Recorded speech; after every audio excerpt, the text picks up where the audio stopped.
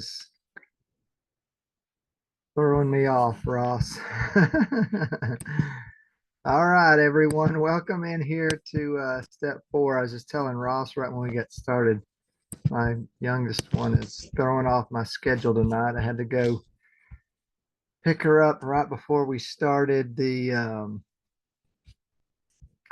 step three class. And then we got over here and now she's like, when do you finish? She's waiting on me to eat. I'm like, just go grab something or do whatever you got to do. So it's on you. I got stuff to do.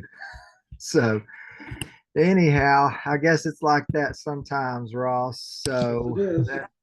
that's where we are tonight. Apparently, Ross, I missed a lot before I got on to the step three discussion. I guess you said something about the cruise that we've just kind of opened up, and I don't know that we have a lot of details for everybody, but we are doing a cruise in November, and we do some particular strategies there. And I don't even know, Ross. I guess it's officially announced who the speakers are that are going to be teaching at this thing.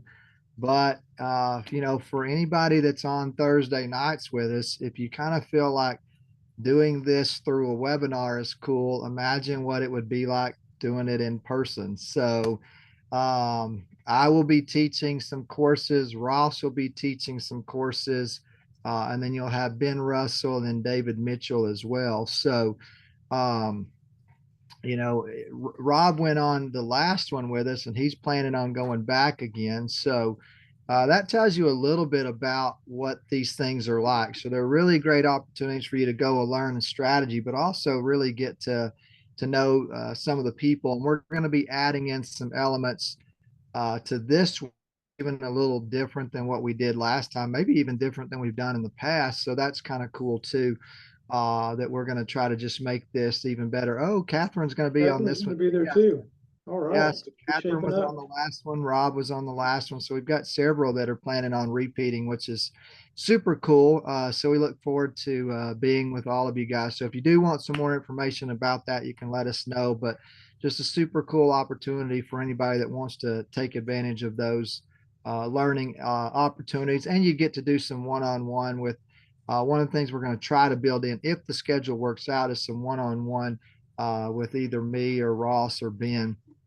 So I think we can maybe work that out, but I don't want to tell you that you're going to get that for sure. But we're going to try to do some stuff like that. But there'll certainly be one to a few kind of setups there, and then we eat every night, or for the most part. If we have if it's a day where we're kind of looking around, sometimes we don't meet there because if they don't leave till 8 or 9 o'clock at night, then we kind of assume people might want to go hang out and see the city that we're visiting. But for the most part, we'll have probably 4 or 5 meals together each night or each cruise night. So 4 or 5 meals each night. It may feel like it, Ross, because Yeah, you're already thinking about the you can food. literally be like, hey, you can bring me one of those, and you can bring me one of those, you can bring me one of those. Now it doesn't come without consequences, but you could do it. You can make it work. So there we go. All right. So step four, we're just going to be kind of rolling through the material. We do have to take a look at where the market is here in just a bit. Um, I feel like, Ross, I'm saying like, well, maybe we'll know next week. Maybe it'll give us some clarity next week. Maybe it's like, so now I'm kicking the can down the road again, but with one more piece of information, which I think matters. So we'll take a look at that. But before we get there, we've got to have a little look at, a little joke time here, Ross. So I'll kick it off. The students will put their jokes in Q&A, and then we'll read that off and see what people have.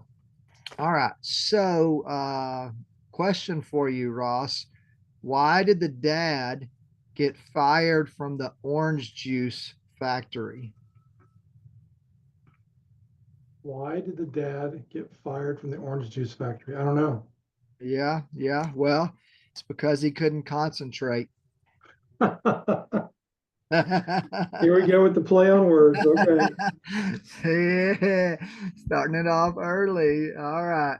Now, I don't know if Rod is asking a question or just being like this is part of a joke. So I'll wait, Rod, and see if you have an answer. Okay, so I think it is a joke. All right. So Ross, do you know what the nice thing is about being senile? Well, yes, I do. Not because I am, at least not that I'm aware of. But this is kind of a little bit of a healthcare joke as well. It's because you're Yeah, always meeting new you're people. always meeting new people. All right, there you go. All right. What do astronauts do when they're cold? What do astronauts do when they're what? Cold, like Cold. me, you know. Well, I know what Jeffrey does when he's cold, which is in the middle of the summer too. I don't know. Put on a space blanket. So yeah, close. They use a space heater. Got it. Heater. Okay. All right, all right. So how long did Cain hate his brother? I've never heard this one, Shane. How long did Cain hate his brother? Hate his brother, yeah. You know he killed him. How long did he hate him? Yeah, I don't know. As long as he was able. That's pretty good. That's pretty I think good. that's fantastic. That's good. I've That's never heard that one. Never heard that one. Sometimes we get some repeats. That's fantastic, Shane. Well done on that one. Might be a winner right there. Um, okay, let's see if Dominic has an answer. I've heard this one before, but then I forgot the punchline. So, all right. So, a horse walks into a bar. The bartender asks, "Why the long face?" And I think the answer is something like, isn't uh, that the joke though? Why the long face? I just thought that yeah, was yeah, but I think he may respond or say something like, "I was born with it" or something. I've always been this way or something like that. Um, hmm. uh, hey Ross, did you hear about the indecisive rower? He couldn't No. decide either or. OAR. All right. Hey Ross, did you know what Cookie Monster's favorite rock band is? No. Oreo Speedwagon. Okay. All right. Now, I have to admit that wasn't originally mine. I heard it from a friend who heard it from a friend who Was that Rob? yeah, you got it. Yeah, yeah. That just felt like a Rob joke. All right. I was going to start a charity helping little people do math. It's called Making the Little Things Count. Ooh, have to be careful with that one. Yeah, well, especially in light of, I guess, the recent release of the new Snow White movie too. Um, yeah, yeah, this one's a good one. Ross, I was wondering why the ball kept getting bigger. What Then happened, Ross? then it hits you. And it hit you. Yeah, there you go. And all the toilets in the NYPD headquarters have been stolen. Now the police have nothing to go on. That's pretty solid. All right. So was that you, Catherine? Well, it is. I know you well enough now, Catherine. While we're on the cruise, ask me about a joke related to that, and I will reveal it to you. All right. So now that I know that you're willing to go there, ask me about it on the cruise. All right. All right. Um. Oh, Ross, I'd really like to thank you for the other day when you taught me the meaning of plethora. It really meant a lot. Who is that? Rob. Rob. We're gonna have to Yeah, limit. We're gonna have to limit Rob to one submission per week. yeah. All right. Let's see. What is the best kind of pet that doesn't bark, doesn't eat, doesn't mess, etc.? I have no idea. Car pet, carpet. Carpet. My cat jumped up to the table while I was balancing my checkbook. He was a CPA, cat present for accounting, or Norm says a chia pet. All right. So that's true, Catherine. All right. So where are you going tonight? I think I'm leaning into the Abel one. That was pretty good, right? As long as he, Cain and Abel wins. yeah, that was, I think so. That was solid. All right. Well, very good. Okay. So then on to market tone here.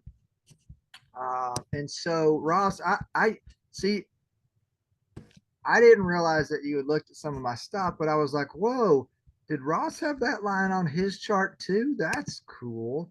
But I did this today, Ross, today. But normally, guys, and I don't know, I guess I'm kind of upset with myself a little bit because I really like to catch things off of 2 points. But I missed Deborah's in the chat. What did I miss? What was it? Which one? I don't know. Um, uh, Oh, I figured out how to make $1 million in the stock market. Invest 2 million. there you go. All right. Sorry about that, Deborah. Sometimes they do get lost over there. Sorry about that. All right. Very good. All right. Oh, So, there was another one. She said, how is marijuana stock sold on the stock market? Buy high, sell higher. well, uh, some of those have done that too, Ross. There are some out there that have done pretty well. Um, All right. So, market tone stuff. You notice how quickly I get to market tone when I lose, Ross? I have a tendency, I've seen this in myself. Like when I lose, I immediately like, let's go talk about something else. Like I like it when the students win. I just like it more when I win. So, but, but all of us win. Remember that, guys. All of us win. All of us win when we laugh. It's good for our body. In fact, it's biblical, right? All right, so market tone. What are we looking at here, Ross? Well, again, guys, another week, well, maybe the market will tell us something. So, what was this? This was Thursday, Wednesday, Tuesday, Monday, Friday. So that was Thursday. Was that really? That's why this week felt so long. So we were here last week, Ross, and I was just like, guys, I don't feel really good about the market because they got what should have been and normally would have been really good news, and they aren't buying it up like crazy. In fact, they're kind of selling here at this line. So I actually think the market might drop. And it did, Ross, until it didn't, Ross. And so it was going down, and then all of a sudden they bought, and I was like, really? That's weird. But still, it didn't tell us that much, except for it didn't fall, which I guess is telling. So that was odd. And then here we get to Monday, and Monday was super odd. And I was like, whoa, maybe we did miss an opportunity to buy. Like, you know, I say this, Ross, but if you normally expect something to happen and it doesn't happen, it could be because it's going to do the opposite. So then I'm kind of looking back at this going, well, all right, so they should have been selling here. There was reason to sell there. And instead they started buying at what I think is a weird price point. So that's odd. And then Monday comes along and it's like, whoa, because, President Trump was like, maybe not so much on the tariffs and I'm going to pull back. And then so all of a sudden we saw this big move up and it broke through, I mean, gapped above the 10, uh, went above the 20, closed above this massive diagonal line. I mean, that was a huge deal. And so there was a lot of pressure for us to be like, hey, you got to go get in bullish trades. And I'm just like, I don't know. I'm still not convinced because this move doesn't make sense. But I will say this, if it's up again tomorrow, then it's going to go up to the 50 days. So you're right. We should go bullish for a couple of days because I think it's going to get to the 50-day. Now, when it gets to the 50-day, I think they're going to slam on the brakes and it's going to come back down. So I was kind of warning everybody when it gets to the 50-day, they're going to sell again. So then instead of going up the next day, it makes a doji. And I'm like, well, what I thought we would see. Like, I don't know what to make of that. Like, we broke through resistance. This thing ought to be climbing. Where's the follow through? And then, of course, then President Trump comes out and be like, "Did I say I wasn't going to do tariffs? No, 25% on autos." And I'm like, "Here we go again." And so it's like, all right, the market's like, "Well, we don't like that." So here we go. And so, about the only thing I felt really great about recently is this little cool thing right here. And I'm just going to toot my horn a little bit because I got something right. So right over here, Ross, and this was, I guess, yesterday. So yeah, Wednesday.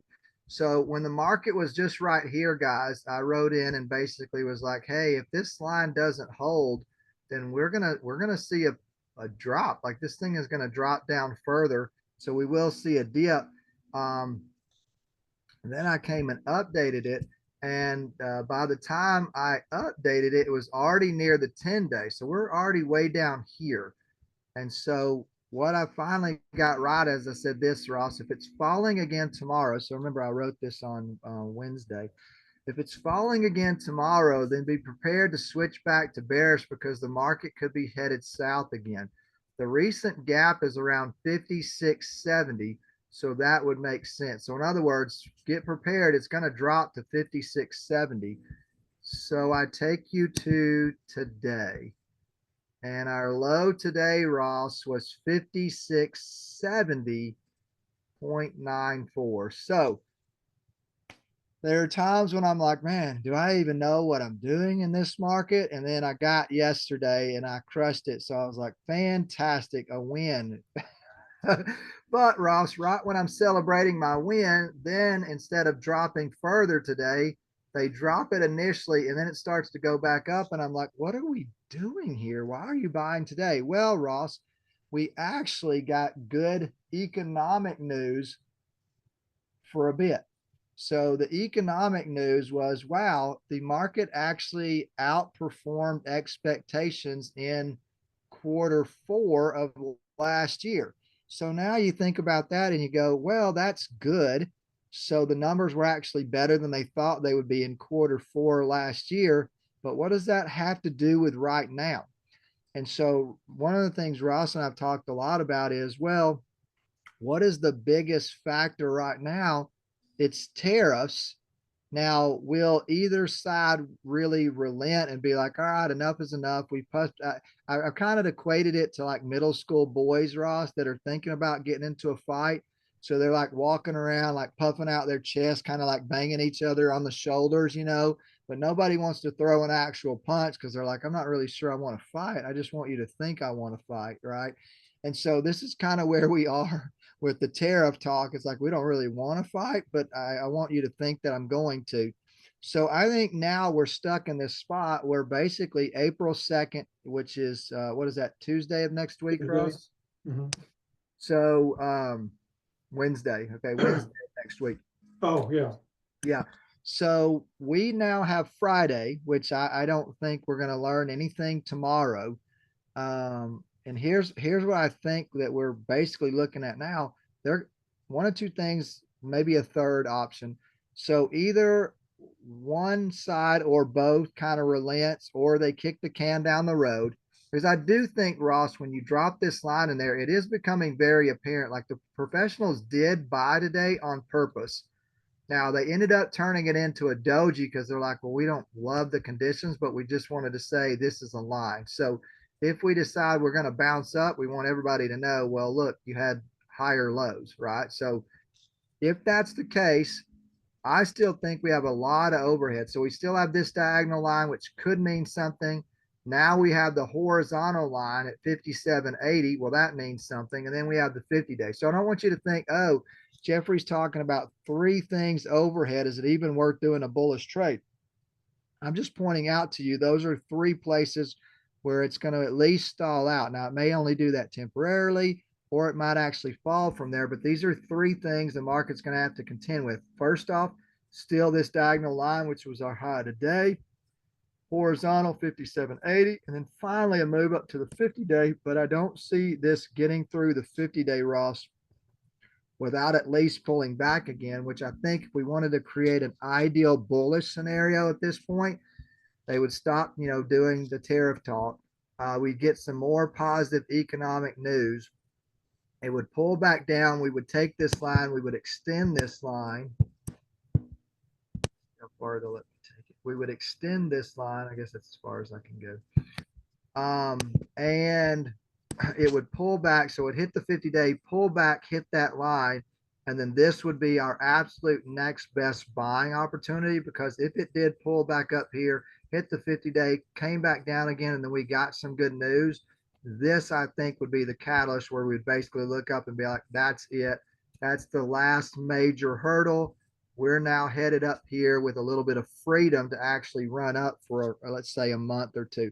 I'm not saying we're not going to have any pullbacks, but there would be the freedom to finally say, all right, this was the bottom, the 300-day 10% line from the drop, which is a major correction. All of this is going to end up being support, but we can look at it and say, well, short term, this is support, maybe long term, that's support, and we go from there. The other scenario is they don't get good news. Everybody hangs tough with the tariff talk, and in which case now we're headed back down here to 5,600. And then I think we'll retest the 300 at that point. So we could even head into what would be the next leg of a bear market if the tariff stuff really, because what they don't know, Ross, is what is the actual impact of these things. So we know that in theory it could be bad, but what kind of products are actually impacted? How much does it literally really impact the market? Is it sector specific where maybe cars get hurt, maybe certain brands of cars get hurt, but maybe that's not a big factor. If everybody else is like, well, we're still really good, and you get your mainstays and the bigger companies are like, well, we're doing fine. We haven't really been hurt by any of this stuff. Then they could come back in and say, well, then it was a lot of to do about nothing really. And so let's go ahead and head back up to all-time highs here in May or June or whatever, something like that. So long-term perspective, that's a possibility. Short term, I would say that now we clearly have a line to monitor. It's this potential support right here. Getting below that, particularly closing below that tomorrow, I would think would be problematic, because now that's going to take us back down to 5,600. And of course, that would mean, okay, well, now we're going to have to do some pretty substantial readjustments to what we think is going to happen. So I don't know that we have clarity coming. Maybe we do.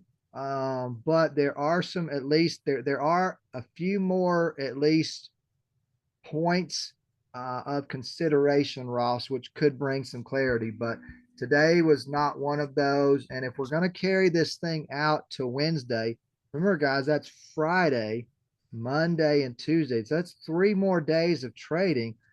Well, if we're not going to dip below this line, Ross, they're not going to take it above that line. I wouldn't think. So that puts us in a fairly narrow, what is that, 90-point range for 3 more days, if that's the case.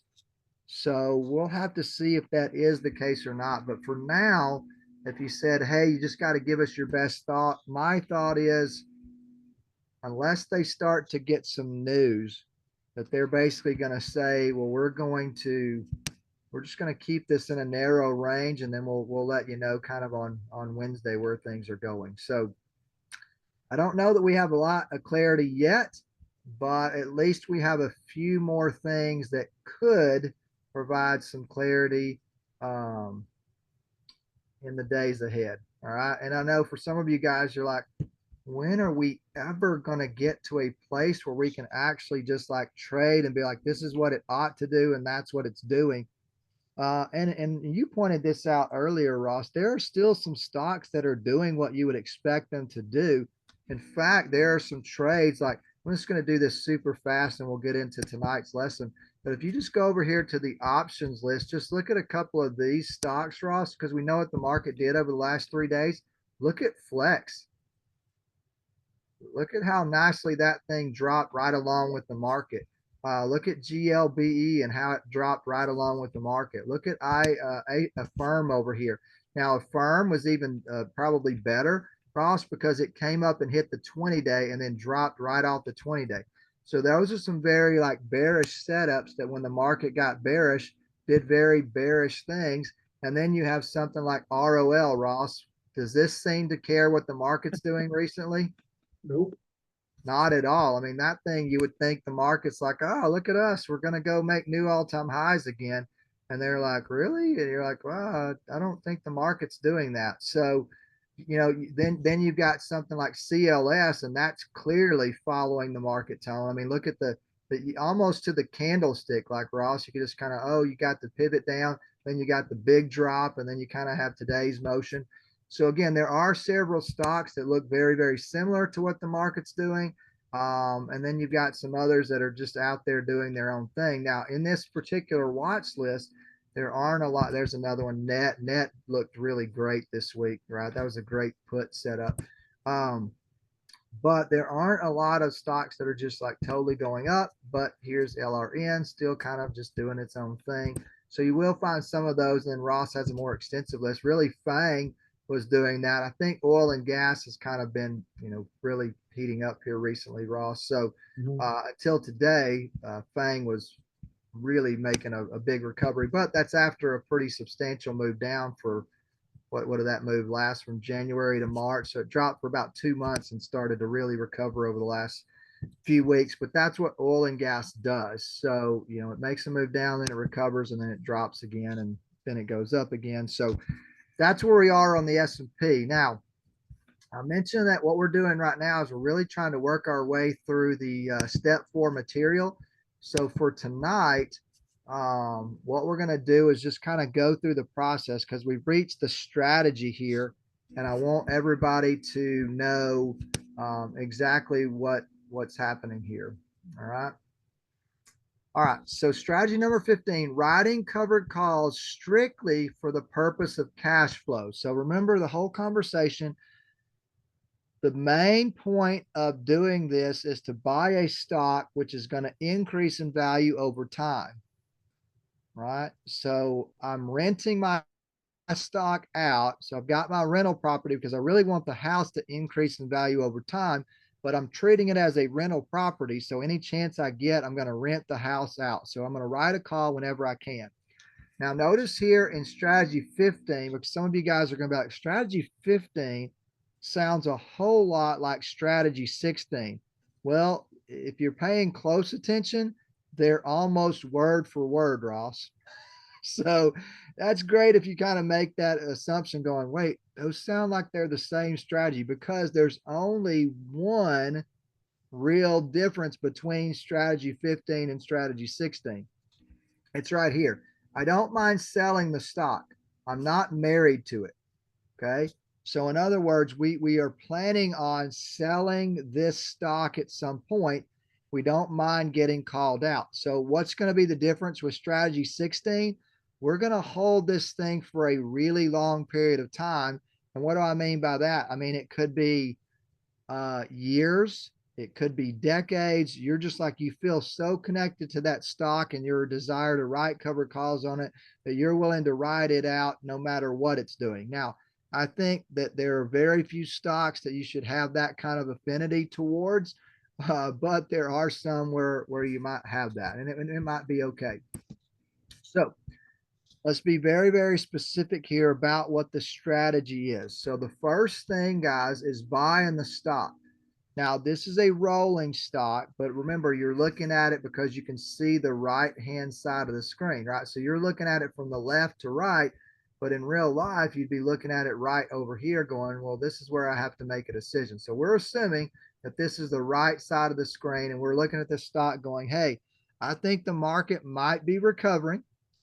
And if the market is going to recover and go to all-time highs, how many of y'all feel like after a 10% correction, it could be a decent time to maybe think about buying some stocks that have at least gone on some sort of a discount? Now, not some kind of elongated bear market, because there are still some pundits out there, Ross, who think that we are still in a place where we're not finished yet.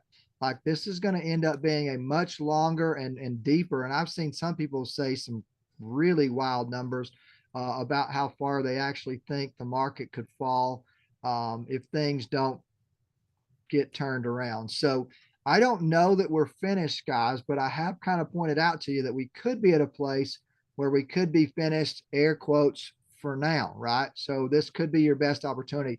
I equate it to this, Ross. You're waiting for, like, let's just say you got a shirt that you really want to buy for the cruise or something like that. And you're like, man, I'd really like to buy that shirt, but I really don't like that shirt as much as Tommy likes that shirt. So whenever Tommy decides to put that shirt on sale at about 50% off, I'll be glad to go and buy that shirt and wear it on the cruise. But for now, Tommy thinks his stuff is way better than I think it is. And so I will let him keep it in his store. Okay. So now you kind of look at it and you go, well, all right. So Tommy is like, hey guys, go put all our stuff on sale for 25% off. Well, it's still not at the price I wanted, Ross. So I have to decide, all right, at 25% off, are other people buying this shirt, meaning that's the best price I'm going to get. So I either go buy it now or I don't get the shirt. Because if the professionals start buying when stocks are 25% off, but we're waiting for them to be 50% off, we're not going to be able to buy them at that price.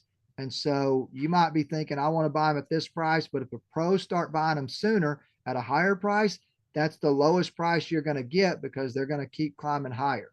Okay. So we're going to buy the stock at what we think is a low price. Ideally, obviously, the lowest price would be the best, but we may get that, we may not. All right. Now, as the stock moves up and hits what we think is a resistance area, now that could be a previous high. It could just be that it's just tired and that they're just kind of selling and taking profits and this thing's just going to pull back. Even if it's just for a day or two, I'm just going to go ahead and sell a call here and make some money while the stock pulls back rather than just watching it going, oh, I hope it doesn't pull back too far. So we watch this thing. So we write a call. So what does it mean to write a call? It means to sell a call, sell to open a call.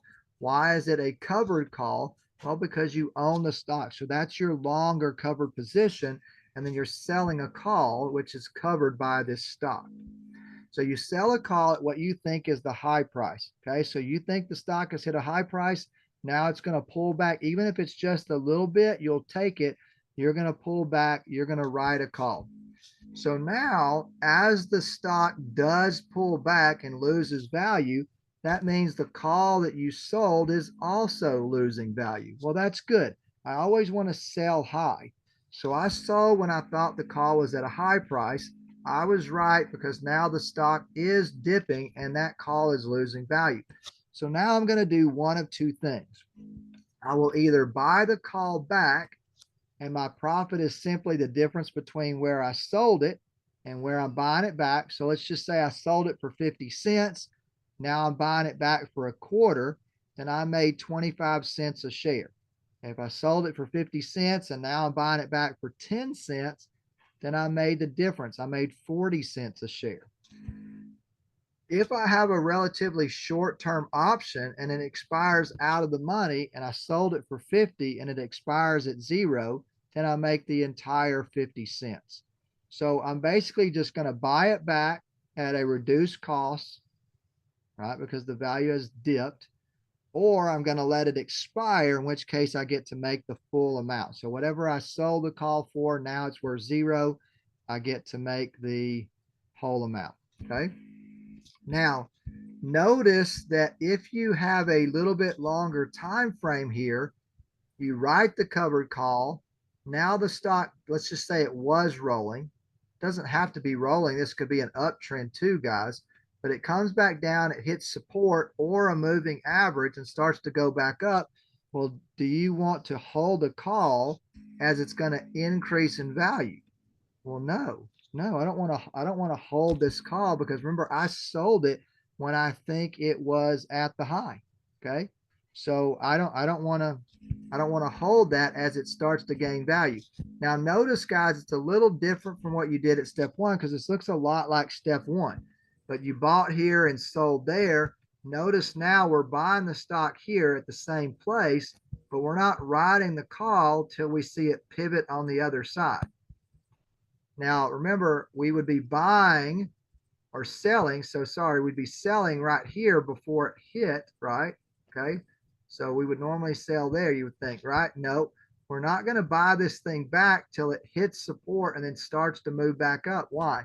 Because we want to ensure that our support is still that trampoline, right? So we see it hit resistance, we write the call. We watch it go down, it starts to move back up, we buy the call back or let it expire. The stock goes back up again. It hits resistance and starts to pull back. I write another call. It goes back down, starts to pivot. I buy that call back. Goes back up, hits resistance. I write another call. See it hit support. I buy it back. It goes back up. It hits resistance. I write another call. And then notice over here, guys, at this point, I now have to make a decision. If I do nothing, I will get called out. Now, that's not a bad thing, okay? Because essentially what you did is you said, I have a person willing to buy this stock for me. So you have a buyer that is ready to buy at a particular price, and you determine what that price is.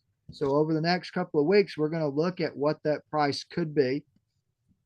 We're going to talk some strengths and weakness. What do you call it? No, what's it? Strengths and limitations. All right. So about that, but we have multiple prices we could choose, right? Multiple expiration dates we could choose. But in this scenario, now you're okay with getting called out. Now this is somewhat a relatively small time frame, or at least it looks like it. But again, this could be weeks, it could be months. Most of the time, if we're writing a covered call, we would expect it to be months.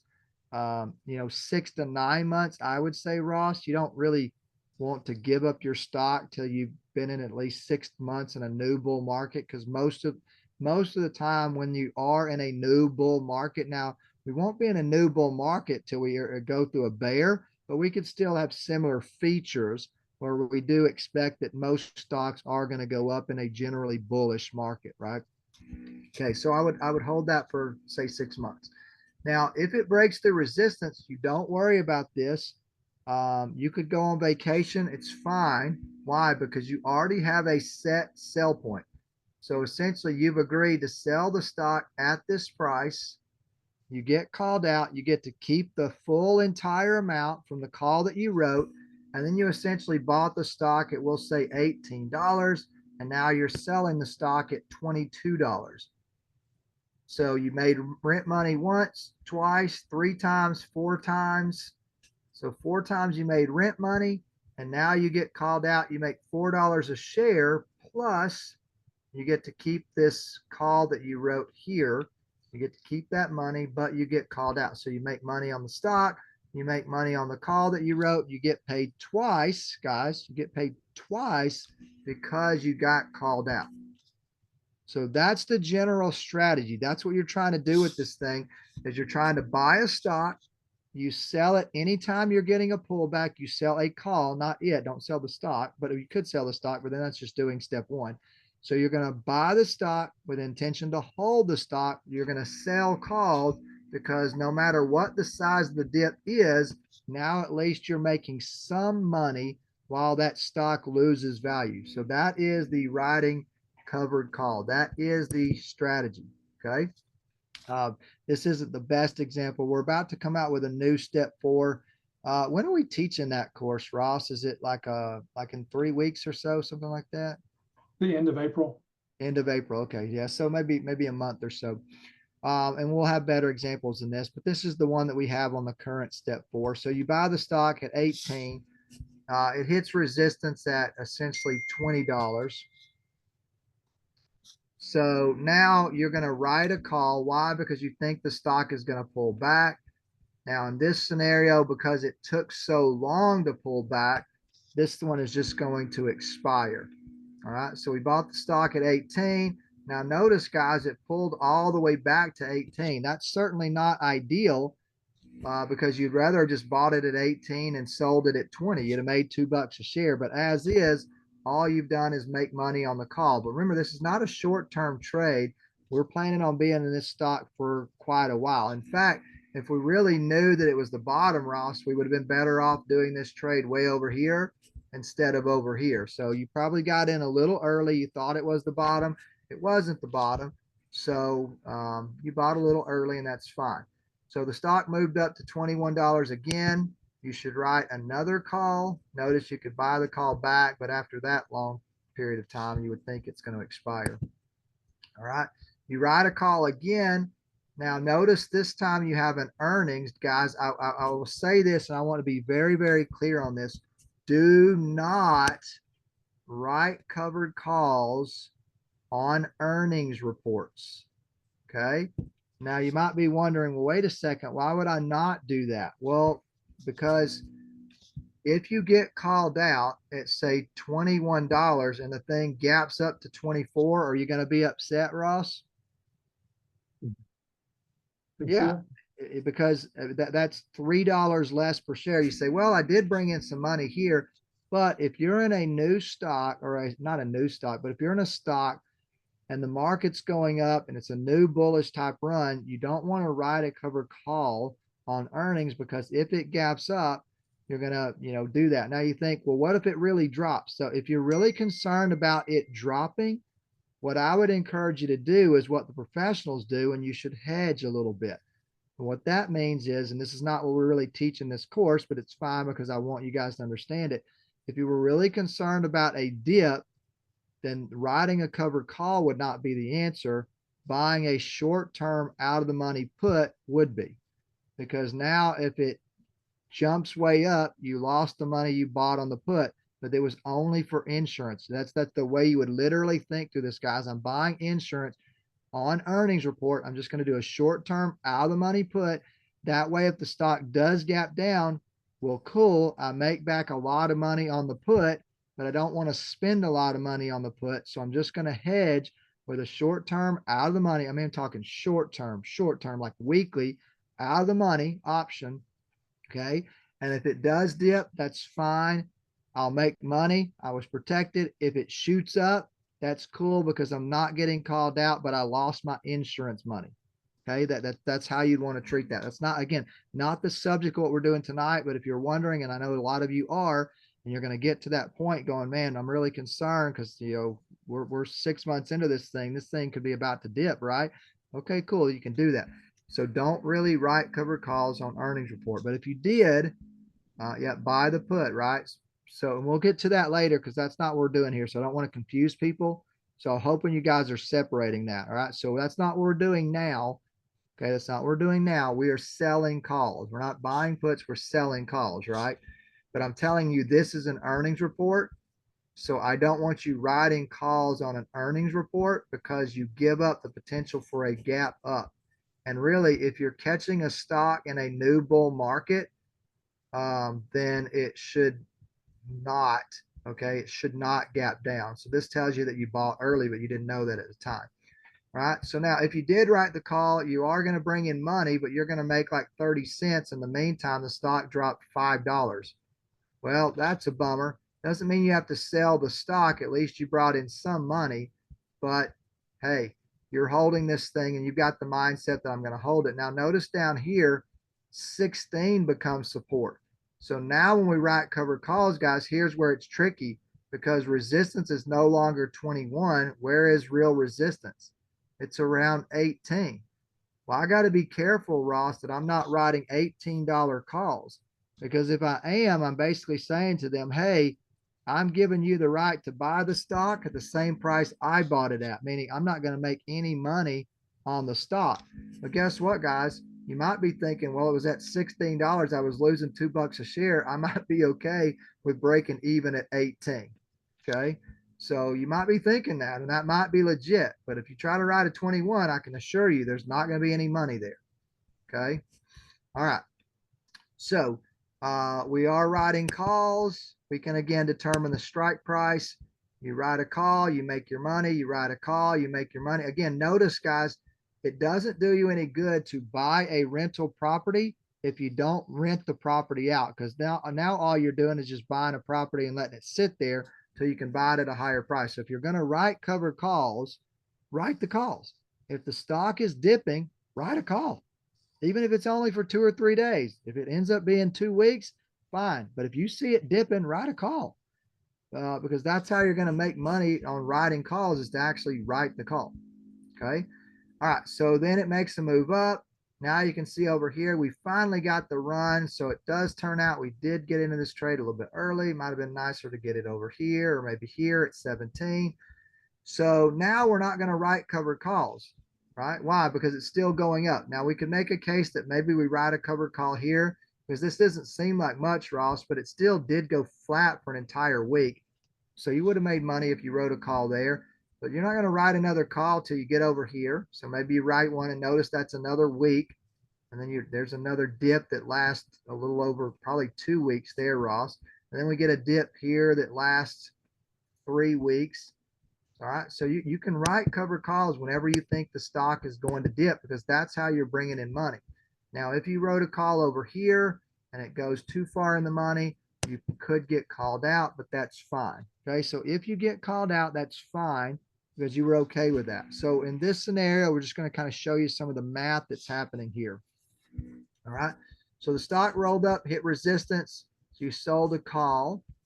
Now, again, this is David's criteria. He said the best out of the money call option price. So determine the best out of the money call option price. Well, what is that? Well, he says it's 6 weeks out and one strike price out of the money. Well, I'm going to say I wouldn't do that one.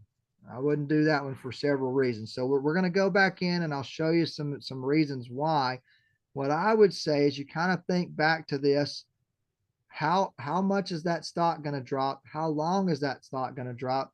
Well, guys, listen, if it's just a normal pullback, most of those last a week or 2 weeks. If your stock is pulling back more than 2 weeks, Ross, it's probably not good. It's probably not good. That thing's, if that stock is still dropping after 2 weeks, yeah, that's probably not good. So you can keep writing calls on it, but that's not good. Okay. So most healthy stocks aren't going to drop for more than 2 weeks. So I'm going to say 2 weeks is probably as far out as you should go. Now notice here the concept. You bought the stock at $18. You don't have to get 1,000 shares. You do have to get at least 100. All right. So we're going to use 10 contracts here, 1,000 shares. So we had to invest $18,000 into this particular trade. Now, this is an interesting debate. So if I sell the $20 call, I can bring in $1 per share. Well, that's $1,000. If I sell the $21 call, I will only bring in 85 cents a share. And notice, guys, you should see this at step 2. As you go further out of the money, what happens to the prices? They get smaller, right? So the stock was at 20 and then it fell. So which one's going to bring us the most money? The first out of the money call option. It's the one that has the most value, the most what we call TB, right? It has the most time value. So would I sell the 20 or the 21? All right. So real quick, and I know we're up against time here, but we want to make sure we get through this. So I want to just kind of see, just based on the numbers that you guys see, raise your hand for me if you think it would make the most sense to sell the $20 call for $1. So if you think I would sell the $20 call for $1, that's the one that makes the most sense because it's the one that brings in the most money. Go ahead and raise your hand. I want to see who would be in that category. So raise your hand if you think selling the $20 call would be the best option, knowing what we know. The stock did hit resistance. It is falling down. So should I sell the 20? All right. So we have the numbers there, Ross. Okay. So let's kind of close up my informal poll here. All right. Good. Okay. So now let's go ahead and see how many of y'all would be more inclined to sell the $21 call for 85 cents. So raise your hand if you'd rather sell the 21 than the 20. Now, keep in mind, you're only going to bring in 85 cents instead of $1, but I'm going to do some stuff with math here to show you how it's not really just that simple. Okay, now this is pretty interesting here, Ross. So we had essentially half half the people that said they would sell the 21. So two times as many people they said they'd sell the 20. All right, so great. So here's what I want to do is I want to go through and do a little math here with you guys and show you why, if you really firmly believe that there is a solid resistance at $20 or slightly below $20, it does make a lot of sense to sell the $20 call. All right, now here's what would happen. I want you guys to see this very clearly. So if you sell the $20 call,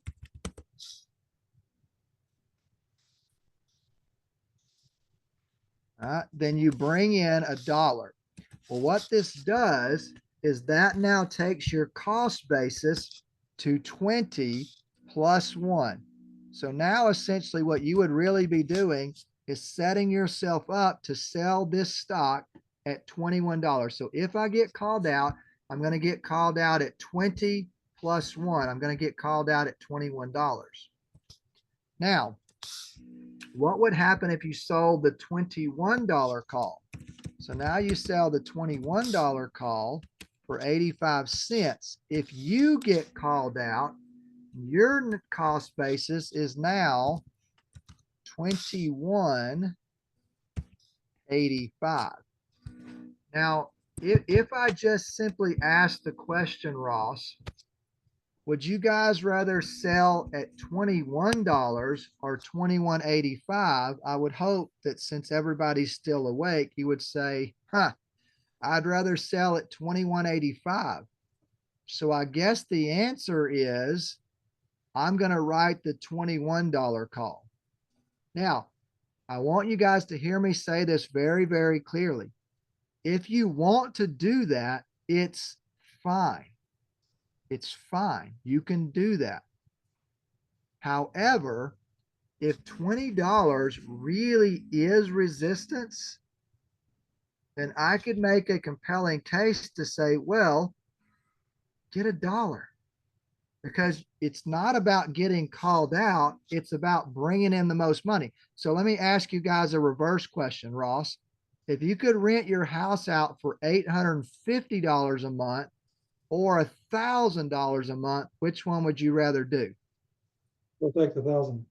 Now everybody's going to say, well, wait, if I'm renting it out, I want 1,000. I don't want 85. Well, guys, listen, that's what you're doing.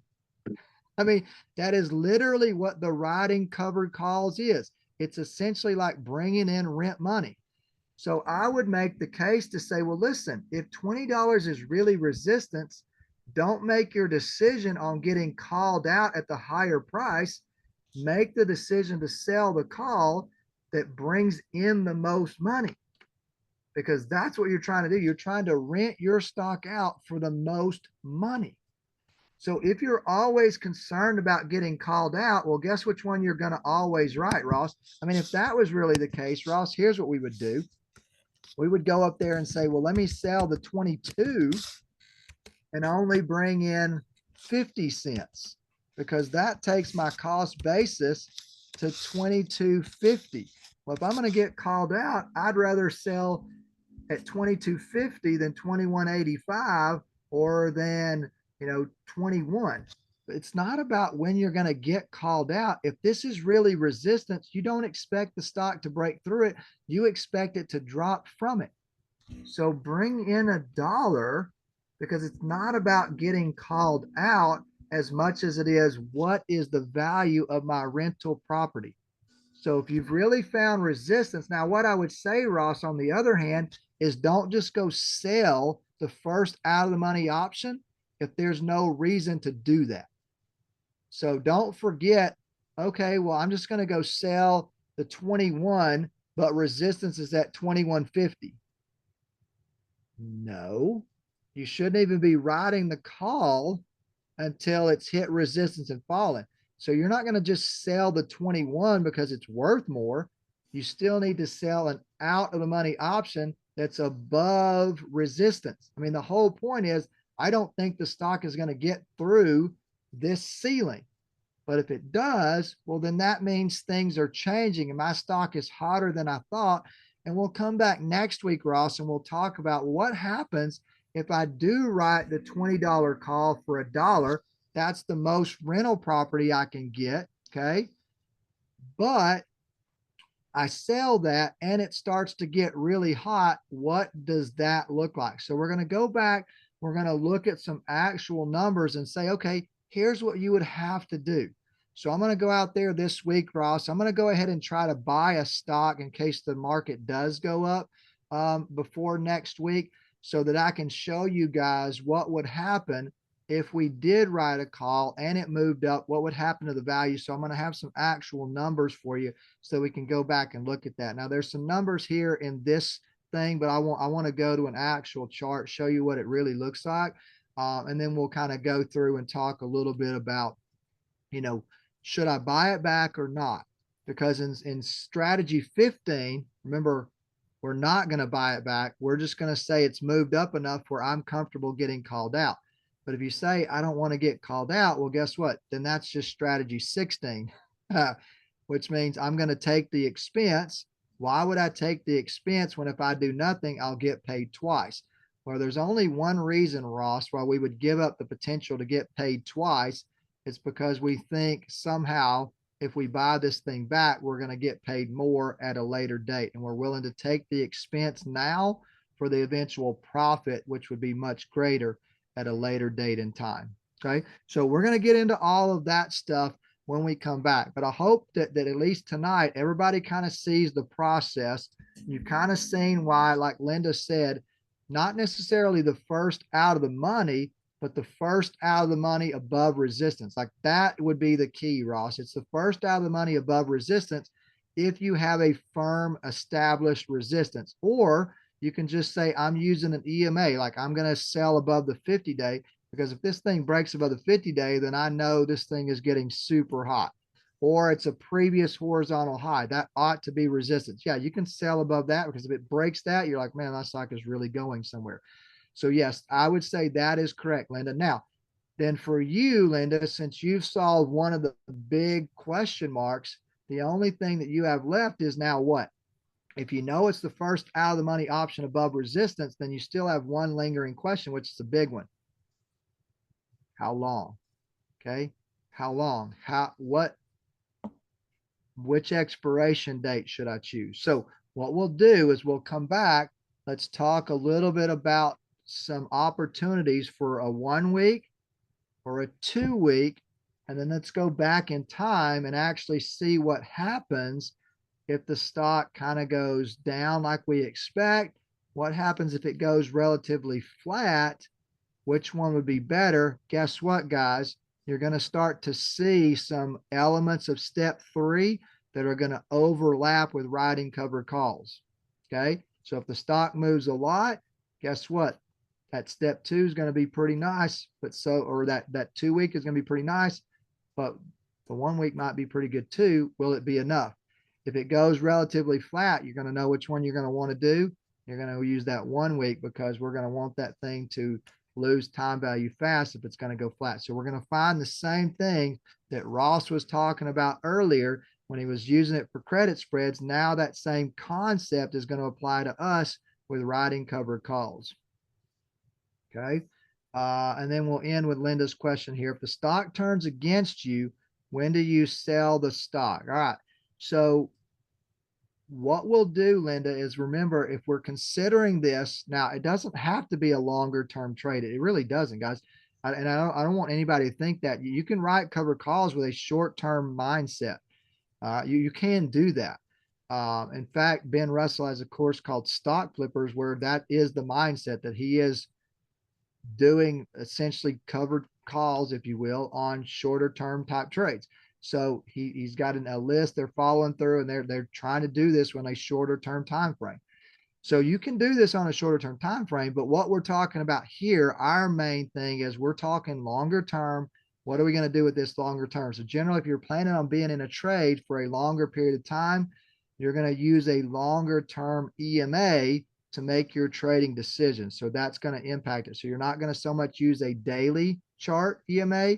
You're going to move more to a weekly chart with those EMAs and make your decisions off of that. And I would say that there are going to be some pretty clear opportunities for you to say, man, if my stock drops below that, it's not that good anymore. Maybe I should go buy a different stock. So we will get into that, Ross. Now, I thought when I started this stuff, Ross, that we would have so much time that spending 2 months or 3 months on writing covered calls, which is the longest we've ever had this discussion, would be more than enough time. And what I'm realizing is it's not going to be enough time. And I'm going on a super long vacation here at the end of April, pretty much end of April. It'll be most of uh, early part of May.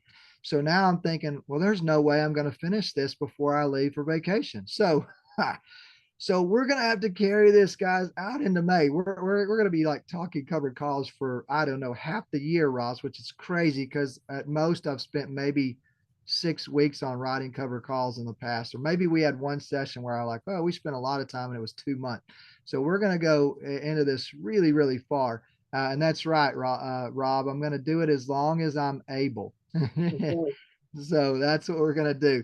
So we're going to come back and do that. Well, we're at a threshold here, Ross, where I think we kind of carried them up as long as we need to keep them on for tonight. So that's what we have for tonight. We'll pick up next week, guys. So we've got some more good discussion coming. Appreciate you guys being on with us. I'll give Ross the last word.